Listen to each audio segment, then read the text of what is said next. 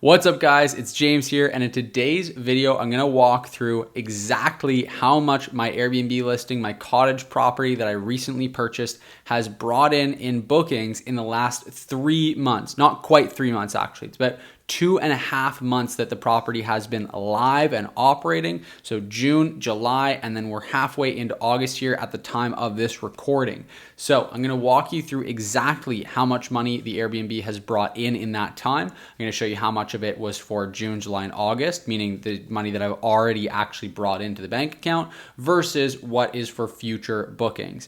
So let's go ahead and just jump over to the computer so we can dive right into the numbers and I can walk you through it. So let's jump over here now. And for reference, now a little bit of a teaser there.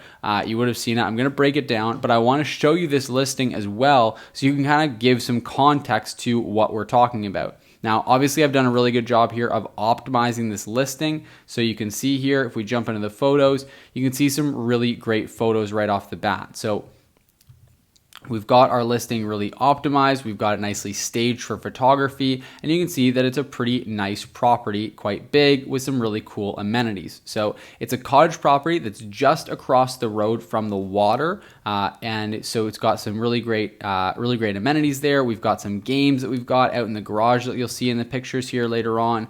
So lots going for it. Now, this is also a 6-bedroom property. It can comfortably accommodate about 12, even 14 people. We have the max occupancy set at 10 for this property though, just to keep the guest size, the kind of group size a little bit lower, have a little bit less noise for our neighbors, things like that. You can see we've really kitted this place out with some great games and accessories, amenities for guests to use.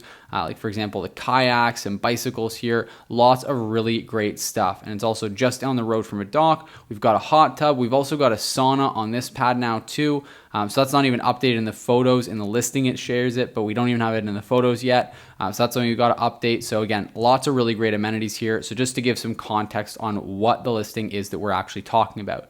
Now, for transparency as well, this is a property that we purchased for $520,000 and then did about $60,000 worth of renovation to it, and then spent about $20,000 on the hot tub, the sauna, and the furnishings. So all in, we're about $600,000 into the property when you factor in the purchase price, the renovation amount, the closing costs, and our furniture and whatnot.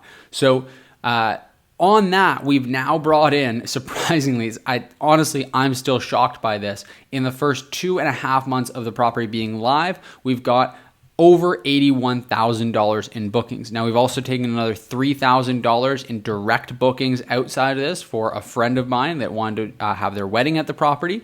So we're just shy of about $85,000 in total bookings on this property since we launched. So that is pretty incredible, right? Think about that. Now, if you break it down, in June, we weren't live for the entirety of June. Otherwise, we actually would have brought in more than this. We launched partway into June and we brought in $13,851 Canadian in that month. Now, if you look at July, it's an absolute blowout month. Like, it just did way better than I ever could have imagined. Now, just for context as well, if you look at the mortgage payment that we're paying on this property, it's about $2,000 a month for the mortgage. So to pay the mortgage for an entire year is just over $24,000. Now, this means that in July alone, just one single month, we fully covered the cost of the mortgage for the entire year. Just think about that. That means that now, every single other month, we're just profiting. Now, sure, there are some taxes, there's some insurance, a few $1,000s extra, and then we've got ongoing expenses on the property, like for example, cleaning fees. So out of this $82,000 in bookings, you got to remember about $7,500 of that is allocated for cleaning fees.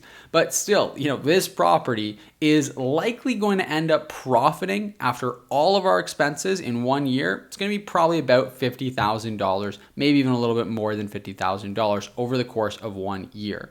And that's pretty darn good if you ask me. Now, what I'm very surprised about is that even in the down season, we're still going to be having $7,500, $6,300 booked for September, October. Now, for any of you not familiar with the market that I'm in here, this is going to be the fall season, right? So this is not a high demand season. You know, you can look at July and obviously the numbers are absolutely incredible, but we're not expecting to do anywhere near that in the other months of the year. July is by far the best month of the year. It's the peak of the high season. Now, that being said, I definitely didn't expect September and October to do as well as they have. I was expecting that in the low seasons, we were going to be pretty much just at break even on the mortgage payment and our monthly expenses for carrying the property. I've been very pleasantly surprised by the fact that that is not true. We've got, as you can see, already $7,500 in bookings just for September, and we're still in August. We've got still plenty of time to fill up some other dates in September. I suspect we're probably going to end closer to $12,000 to $14,000 for the month of September. October, looking about the same, expecting about the same, and it'll be interesting to see how things shape up with November and December. Now, jumping back here, let's talk about this from a bigger context. Let's really talk about, obviously, it's really interesting, really cool to be able to jump into the numbers here and see exactly how well they do. And actually, let's jump back here. And I just want to refresh this page just so you can see for sure that this is no funny business here. I'm not just having a screenshot, nothing like that. So you can see here, obviously, I can scroll up and down the page. I can refresh it here. Everything is legit, and this is for the specific property. If we go over to the listing here, then you can see this is for that exact listing, the fun, relaxing cottage with hot tub, sauna, and fast Wi-Fi, which is this property here. So you can rest assured this is legit. This is truly how well this property is doing, and I do that. I give you that proof because, frankly, I wouldn't believe this myself if it wasn't my own property. I knew this property would do really well and it'd be a really great investment. You know, when we calculated our ROI on this deal initially, we were basing it off of $50,000 in total income. And that would be double what it brought in on long-term rental, what it would bring in on long-term rental. And we went, okay, well, this deal makes a ton of sense if we can hit that $50,000 mark. And I knew that that was conservative, and I was expecting to probably do about $60,000 or $70,000 over the course of a year. Little did I know that we'd be able to well exceed that just in the first couple of months, and that we'd likely actually end up closer to $100,000 or $120,000 in total revenue for the year. So that's why I'm going and showing you this, is because, hey, you can find some properties that even in a worst case scenario, the deal still makes sense. If we look at it, even in that worst case scenario that we calculated at $50,000 in income, it was still going to be breaking even and slightly cash flow positive. So we're not going to be losing money on the deal by any means, because we'd still be earning money from equity buildup on the property, and we'd still be making money from natural appreciation on the property. We just wouldn't be making that much money in cash flow, only $100 or $200 a month. But if you think about it, with a long-term rental, that's an ideal scenario, is that you have a property that's cash flowing a couple $100s a month and that you're paying down the mortgage on, you're building a little bit of appreciation over time. For us, that was the worst case scenario. And so I talk to a lot of people who look at short-term rentals and think that they're risky. And I like to show them stuff like this to say, hey, yes, it's risky if you're going out Wild West style and just buying some property that you don't have any data on, that you don't know how well it's going to perform, you don't have the right tools to analyze these properties. But if you do have the right tools and you do have the right strategies, it can be a laser targeted strategy that blows long-term rental investing way out of the water. You get way better cash flow from the property. You can get them at a steep discount, so you can buy some really great deals because you're buying in areas that other investors aren't actively in. So you can get properties at a really steep discount and make really great money on appreciation, on renovation, everything else. You know, I've talked about a whole bunch of this in other videos, but I did want to give you guys this update to really just show you the numbers behind everything I've been saying on this channel. Now, if you want to see some numbers like this on your next investment, if you want to start investing in short-term rentals, you want to buy a property specifically to use as a short-term rental, then I highly recommend you click the link down in the description below to schedule a quick 15-minute call with me.